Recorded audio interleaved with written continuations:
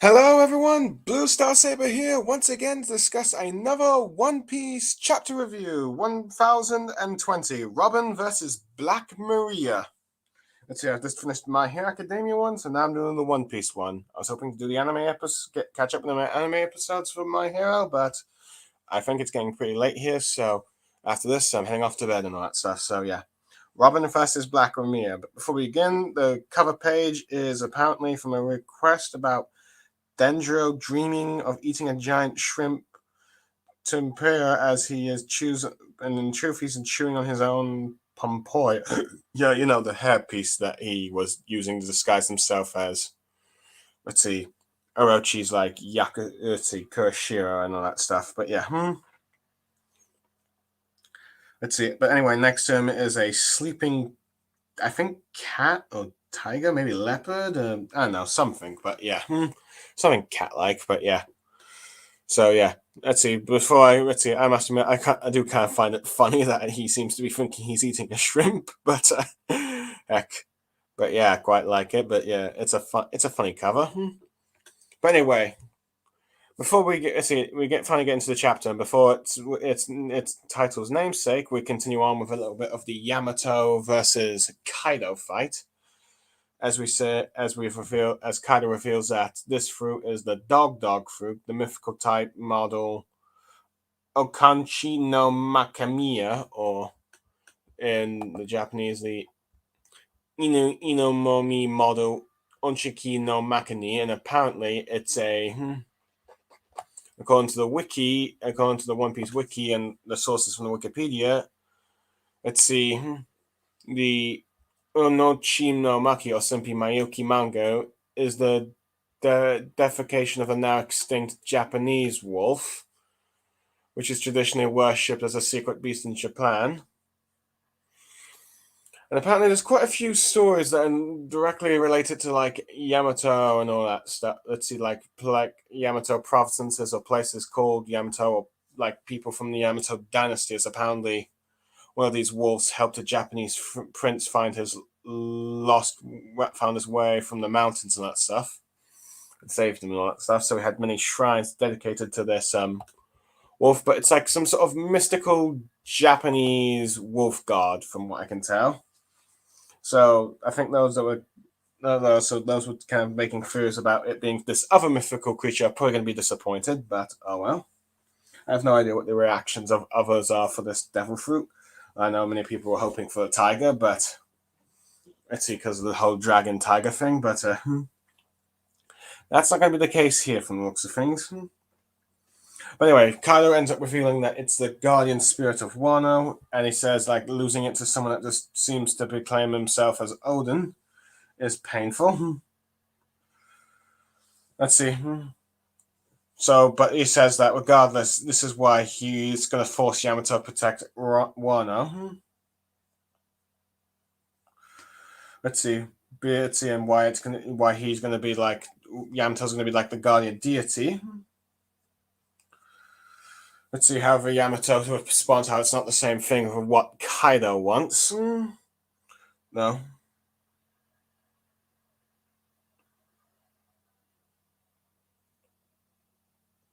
Let's see all that stuff. But yeah, sorry, gone. I was just taking a look at the chapter. But let's see, with like Kaido continuing on about how, let's see, saying how Orochi's skillful exploitation to create weapons in this factory.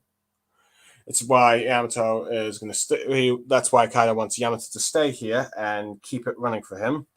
However, Yamato refuses, going on about how she will liberate this country, or let's see, and release them from into the world, and release the samurai into the world and all that stuff, and then uses an attack called Namoji Glacier Fang, some sort of like blast, or kind of blast breath and all that stuff. And we get a little scene of Odin saying, "Open Wano's borders." I mean, open Wano's borders. Sorry. As Kaido uses his own blast breath, and the two breaths clash, creating a sort of yin yang explosion.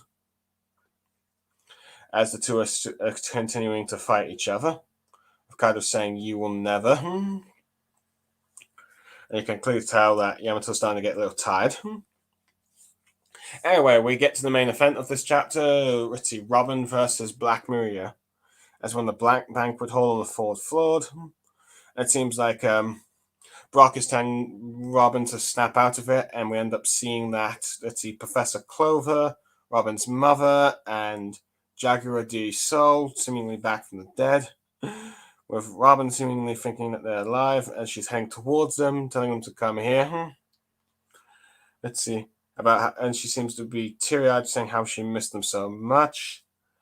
With them trying to give, let's see, she's going to look like she's about to hug them and them embracing a hug. Brock tries to plead Robin not to do it. However, she reveals that she's aware of this and saying such a shame, and uses the move Tres Mono to summon three giant hands, using a move called Freesia to hit them all. It's revealed to be, let's see, two snake ladies, one called Ni Ogania, a Hognu snake smile fruit user, and Tenjiro Sagi, a white snake smile user.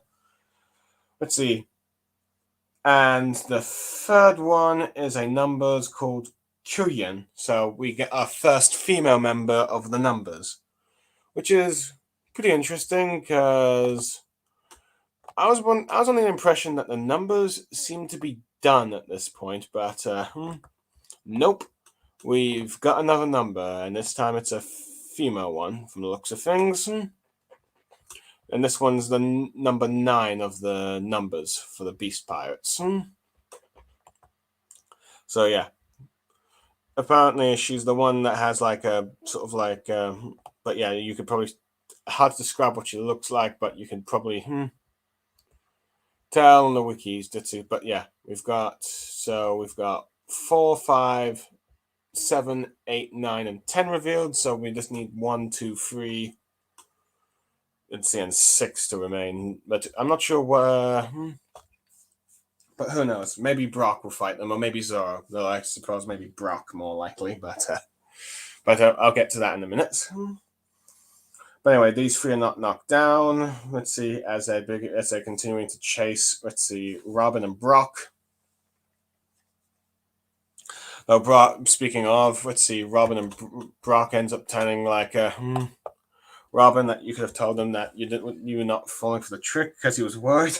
With Robin just commenting about how it's just horrible for us people to mess with someone's precious memories as they're being chased. And then Black Rumia comes out and attacking.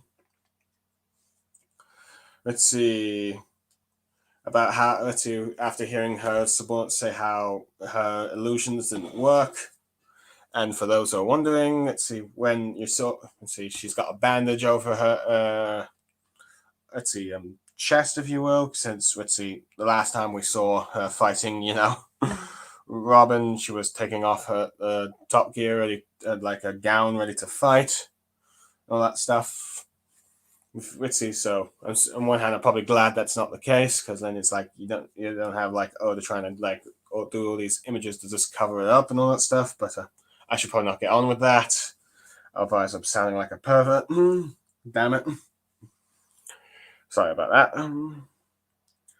Let's see.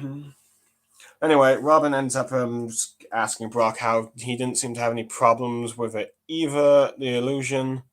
And he goes about how, for the last 50 years, about wishing his crew was, not dead every day, thinking all that stuff. So he gets used to being hurt by illusions, with Robin commenting about how they seem to have a lot in common, with Brock seemingly agreeing. Anyway, Black Maria uses a wanna-do sleeve swing to attack the two, and they end up avoiding it, and then with them commenting about how it's a strange weapon, it's revealed that wanna-do is a pug smile user, so it seems the weapon is like a dog smile for user. I'm not really sure, or is it or it's a man that's become a dog for the most part. I can't really necessarily tell. I'm just taking a look. What the week? Okay, it's Ritzy. But yeah, it seems to be either a gift. It's either someone that's a gifter becoming like a weapon, or a gifter just spinning inside the weapon to make it work. Let's see. But either way, let's see. Anyway, continuing on with the chapter. It's using some sort of like flame attack from the looks of things, as it's like spinning the wheel and all that stuff. But yeah, it seems to be just a small user just spinning the wheel and dog thing. So yeah. Which I guess this does technically make Brock and Robin doing a tag team fight against Black Maria and her small user. But yeah. Anyway, Maria uses her spider webs to to continue attacking them as she's spinning her weapon. And she can't, and mocks them about them clearly dreaming, thinking they can beat Kaido. All that stuff. With Robin, grabbing Brock out of the way using her spider net move. As the floor is turned to a sea of fire, with her saying that to Black Maria that she'll burn the whole building down, her and the allies, with her mocking about how they seem to be worried about us and should just let them catch her and all that stuff. However, Brock tells Robin to let her dangle a bit under the arm a bit so he can then use his soul, go out to his soul attack and use the cold soul move to freeze the Wanadu dude, freezing him and knocking him out of the fight. With Black Maria enraged, trying to attack Robin and Brock again. With her continuing to try and mock Robin about how saying that she's been sold out by Sanji when saying that he's Lord of here. But anyway, before Robin lands on the fire, Brock uses the Soul Parade Ice Burn to freeze the floor and all that stuff so she can land without being touched by the fire and that stuff. And as Black Maria continues to mock her about how powerful figures are just after her and all that stuff, and how Sanji seems eager to guide her and all that stuff, as we get a flashback of Sanji saying, "Help me, Robin!" Blimey, that still hurts, but oh well. With her then starting to mock how Sanji's become the laughing stock of Omikashima, since everyone's heard about it, and despite the fact that he's supposed to be the second highest bounty. Well, technically third now since Jimba's joined, but heck. With Brock commenting how he finds it funny how Sanji seems laughing. But anyway, Brock says that says to Robin that she'll leave Black Maria to her. With Robin saying thank you, I was hoping he'd ask that, as he goes off to face the smile users from before and the number that's with them, as he decides to take them on by himself. As the fight is now split up between Robin versus Black Maria, since Brock has now done his part to help, Robin against Black Maria by taking down the dog user. And all that stuff. But anyway, with Black Maria wondering if she's now hurt Robin's feelings, but Robin goes no, as Sanji's a very kind man. And she tells Black Maria he does not know that, how much it means that Sanji is relying upon her for help, and that he is truly worthy to be one of the wings of the Pirate King, the other one probably being Zoro. But anyway, as Robin uses a new attack called Ganate Fleur, which is a giant version of herself with multiple arms, and the Robin fanboys are probably going to be yowza for the fact that, well, I'm not going to say it, because it sound like a creep, but heck. Oh, but yeah, but either way, it's awesome that Robin's getting a new move. And for the final 2 pages of the chapter, we cut back to Luffy with Law's crew and stuff, them demanding more beat, but them saying that they're out of food and all that stuff. And it's revealed that Shinobu and Momo with them, as they're Tootsie and all that stuff. As the pirates tell them how they found him by the water, and it's a miracle that they just heard his voice and all that stuff. As she was asking how they found him in the water and all that stuff, and and they just responded about how they just heard a voice. With Momo talking about how incredible Luffy is, that he's still alive. as he explains that they escaped from Kaido from Shinobu's kite, but he's about to cry about what happened to Kimino and Kiku. Let's see, Luffy tells him to don't cry yet. Let's see, we still got it's because he's still the leader, and they still have to beat Kaido first. With you seeing Momo holding back his tears, but Shinobu criticizing Luffy for it, as I think let's see, Momo is remembering Luffy's promise. With Luffy shouting about how he's not losing the next round. However, we finally see Karibo again after so long, as he seems to have revealed that he's not actually joined the battlefield, but he's just stayed behind and all that stuff, given the fact that he's a bit of a coward and all that stuff. But yeah, as he's wondering what Straw Hat's there, as like he should be at the battle, but he's worried that if Luffy can't win, he'd be stuck on this island, and he's hoping that Luffy gets it together. Anyway, Luffy ends up ending the chapter by telling Momo to take him back up to the island and tell him to the dragon to fly up there and all that stuff, ending the chapter. And boy, it's a chapter. It's finally here. The next big major Robin fight, as many have always commented about how Robin has not had a major fight since Yama from Skypiea, which I still need to read that arc, but I'm trying to wait until I get a box set for it. But oh well. But either way. But at some point, I probably got to just read it to find the volumes, or just read online somewhere, or find and all that stuff. But yeah, either way, let's see to see that fight, or just watch the YouTube clips and all that stuff. But yeah, we're finally getting that Robin focused fight. I mean, many people were starting to, I think, when Black Maria was fights with Robin challenged Black Maria in, I believe, 1007. People were getting hyped that finally it's here, but it looks like we're skipping the fight again. But no, it seems to be here as the fights are going one by one. As we've seen, as it appears that all the other Topiropo have been knocked out except for X Drake and all that stuff, but he's defected. So there's that.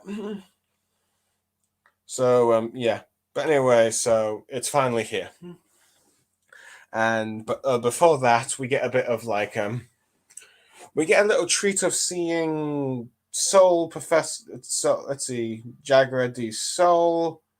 Let's see, Robin's mother, Nico Oliver, and Professor Clover again, drawn in modern day art, and it seems like.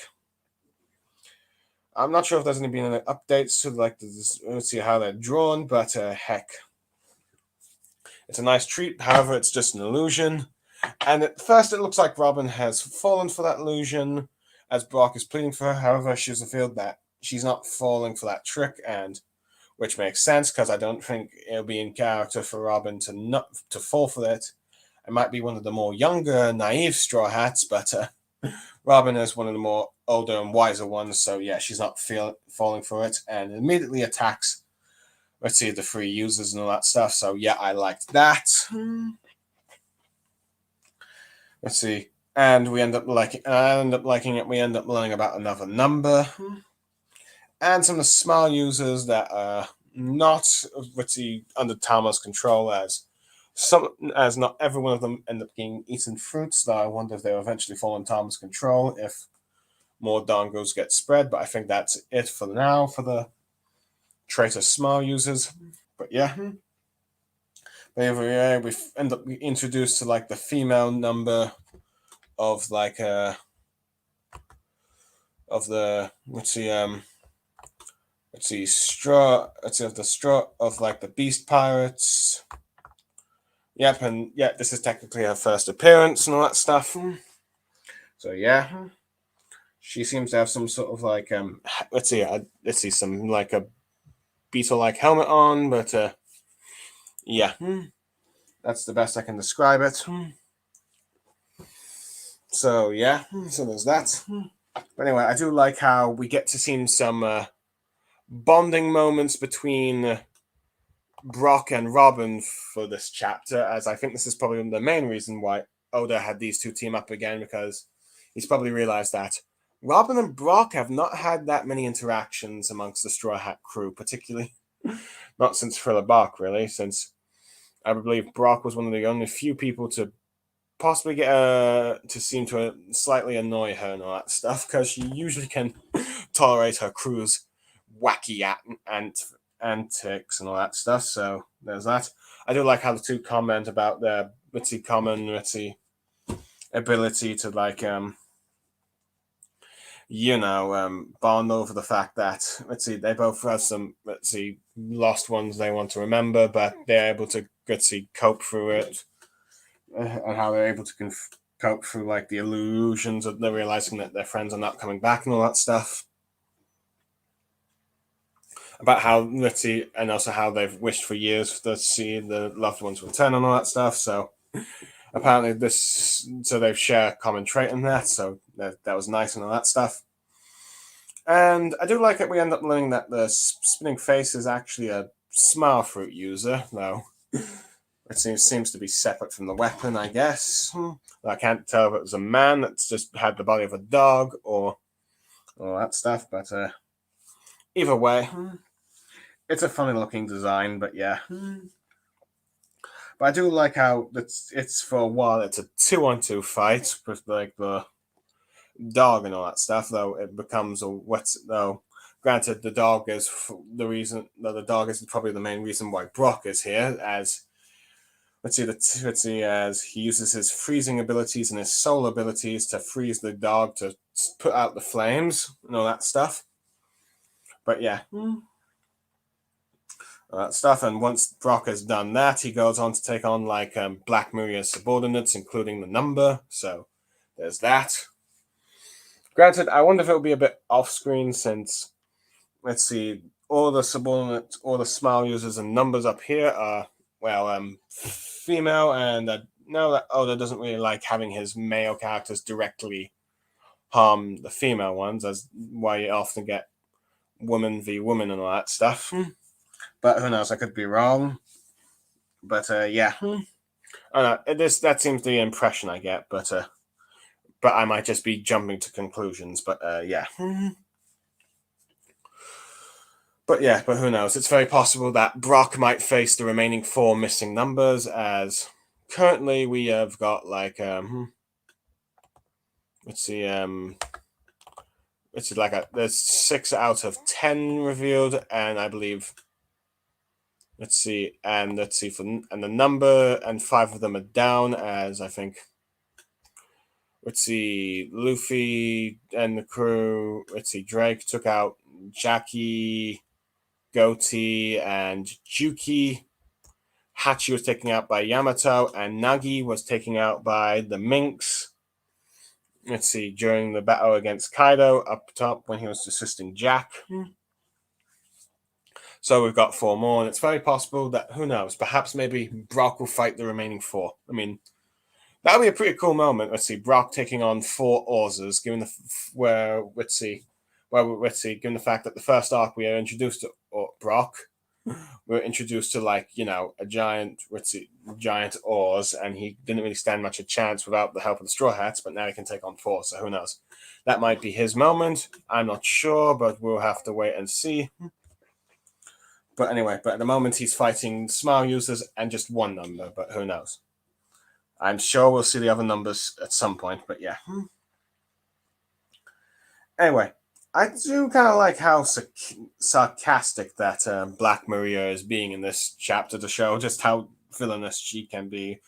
As she ends up mocking Robin's concern for the flames of the damage that they caused to the castle, and then mocks her about how she's a burden to her team, and Sanji's practically, by luring her here, seems to abandon her, as she can now capture her for Kaido, mocking them for the fact that she thinks that they can, the Straw Hats can beat Kaido, and then mocks Sanji, despite her seemingly earlier interest in him, of being one of her prisoners, but says mocks him for crying out for help and all that stuff, and how he's embarrassed himself in front of everyone in Omagashima, of how he says, "Robin, help me!"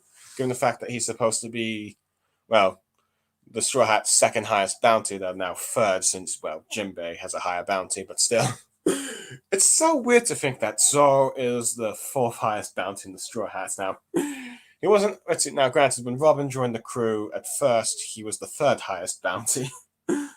Let's see, but immediately, but he went back to second highest after Ennis Lobby and stacked that way up to Dressrosa, and then up to Whole Cake Island until Whole Cake Island when Sanji got just 10 million more than him, and he's never let Zoro go. Though I have a feeling that Zoro will probably have the second highest bounty amongst the Straw Hats again, given what he's done in this arc and what he might do. But yeah. But anyway, but yeah. So yeah, I do like how we end up Robin ends up using a move to prepare for like her one-on-one fight against Black Maria, using a giant fleur as a giant humanoid version of herself. So now that the Brock is gone with his freezing and that dog smile fruit gone with the flames, I quite like the attacks with the spinning and all that stuff. But yeah. But it looks like the illusions are no longer be used since she was using illusions to like lure Robin with her loved ones, which I think it might be a reference to that Japanese myth of the spider lady thing, but I don't really remember it. So yeah, but it looks like it's going to be. So it looks like Black Maria's giant, spider body with possibly spider webs against a giant form of Robin. Attacks, and I assume that this is going to be the main focus of the fight for the entirety of the next chapters. I feel like this is probably going to be a 2-page chapter thing, so which is fine. As I think it's the similar with Who's Who. Though granted, Sasaki only got one, though granted there were previous chapters where you saw Frankie versus Sasaki, but in detail, but yeah. So yeah, like that. Anyway, I've gone on about Robin versus Black Maria enough. I'm now going to get on to the other two bits to take a note as we finally learned what Yamato's devil fruit is, which not the mythical one I got, but some sort of some wolf god thing that seems to be a reference to the name Yamato for shrines and some princes or something, or some important lord that heir that was saved. That stuff, and we learned that this devil fruit, the Mayaki, the Ochiku no Maki, is regarded as the guardian deity of Wano. So it's it sort of emphasizes Yamato's ties to Wano and how she's going to be the guardian that helps open the borders, and free the samurai and the citizens to the rest of the world, and all that stuff. As that's what Yamato is wanting to fulfill Odin's wishes. It's interesting how Kaido never intended for her to eat it, and it had someone else to. But since she's ate it, he's gonna force her to be like the Shogun and carry out his will for Wano. However, she refuses. And I do like how the blast breath attack that they both use causes a sort of yin yang kind of collage kind of thing, showing that, I guess, Yamato the light and Kaido the darkness that is for Wano and all that stuff. These two mythical beast users are with their different plants for Wano. Anyway, we finally get to but I do kind of like how it seems like throughout the previous few chapters, it just seems just showing bits and pieces of the Yamato versus Kaido fight, at least enough to see what we're getting on the fight and all that stuff. So probably a YouTube video Yubito needs to do is, once all these scenes are animated, probably just add them all together to do a full fight for those who just want to watch the full fight. But yeah. But either way, I'm enjoying it so far, but who knows? We'll probably get one chapter dedicated to them fully fighting before Luffy arrives. But speaking of which, we end up learning that Luffy and the Law's pirates end up reunited with Momonosuke and Shinobu and all that stuff as they explain what's going on with each other, how they found Luffy, and how Momo escaped with Shinobu and the kite thing. I do like how Luffy reminds Momo about how, not to cry until after Kaido's beaten, even though even though Momo has informed Luffy about Kimimon and Kikaku's apparent demises. No, I'm still not confirmed they're dead yet until we actually see it, but who knows? Because this is One Piece. But yeah, even though Shinobu thinks Luffy's being harsh, but yeah. But anyway, one thing that is interesting to note, we finally, because this has been bugging me, is like what happened to Karibo and Karibo, and it seems like he's just been hiding in the battlefield, the coward, but who knows? Maybe now he'll start to play a role in the series, but who knows? At least in this arc, because clearly Oda has something planned for him. I don't know what, but it looks like we're getting to it soon at least. At least we're at least getting an idea that, okay, he's still here, but we've yet to see what he's fully doing. But he's got some role in this arc, and we have yet to see it, so at least we got a nice reminder that he's here. Anyway, I do like how Luffy ends up saying to Momo that you need to take him back to Wano and fly with the dragon, and it seems like this is like Momo's, this is going to be Momo's role for the thing, to get over his fear of turning into a dragon and flying, and all that stuff, and embrace his devil fruit powers that he sort of got from Kaido, and Momonosuke do what he did with Luffy back in Punk Hazard, coming full circle with that. But yeah, so that's a nice way to cliffhanger the chapter. Overall, I give this chapter a 8.5 to 9 out of 10, similar to what I gave to the My Hero Academia chapter review earlier. We got to see more. We got confirmation of what Yamato's fruit name is. We got to see Brooke and Robin team up against Black Maria and her subordinates.